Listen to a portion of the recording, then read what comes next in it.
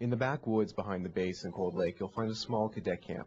Every summer, this camp opens its doors to youth from across Western Canada for one of the toughest training courses that the Cadet program offers. Well, we have the two courses down here. We have the Introduction to Survival course as well as the Survival Instructor Course. Introduction to Survival is pretty much just that. They get 2 weeks. We get to introduce them to some of the skills that they would need, and then give them a chance to really experience a simulated survival situation with a partner in their duels phase. For the Survival Instructor, it gets a lot more in-depth.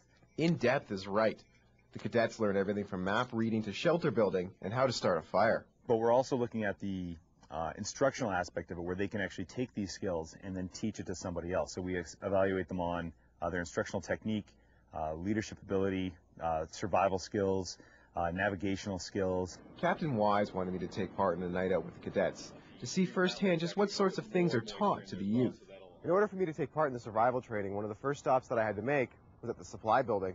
After being briefed on what equipment I was going to need for my night out, Wise took me out to meet with some of the cadets that were taking part in a workshop on water gathering. I started to realize just how much these young kids will learn in a short amount of time. For me, the most important thing to teach them is their shelters and their fires, because with fire you can keep your clothes dry, you can keep yourself warm. The fire provides light for you in the darkness and provides heat for you when you're cold. Shelters, you can keep things under if it's raining. I was then taken on a tour of some of the campsites where the cadets were putting into practice what they had learned over the past few weeks.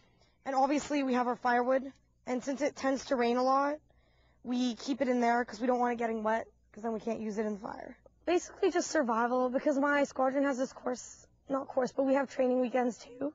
So it would be really good because I'd be able to teach the younger cadets how to make a fire, how to do the shelter, a lot of the stuff that I learned here. The life lessons that are taught at the camp will help throughout the rest of a cadet's life, not only if they find themselves in a survival situation, but in any other day-to-day challenge. When I go to school and people think, oh yeah, I'm in cadets, they kind of know me, so I get a lot more leadership positions at school too, because they know I'm in cadets and whatnot. These cadets are aged usually 16, 17, 18 years old. You're putting them alone in the forest for the better part of a week with barely anything to eat, barely any equipment that they don't make themselves. And the things that they're able to come up with and the way that they persevere through it, it's really impressive, and it's really good to see. Stay tuned to Newcap News Thursday night, where I will head out to my site for a night on my own and tell you more about the struggles that one could be faced with if found in a survival situation. Daniel Barry, Newcap News.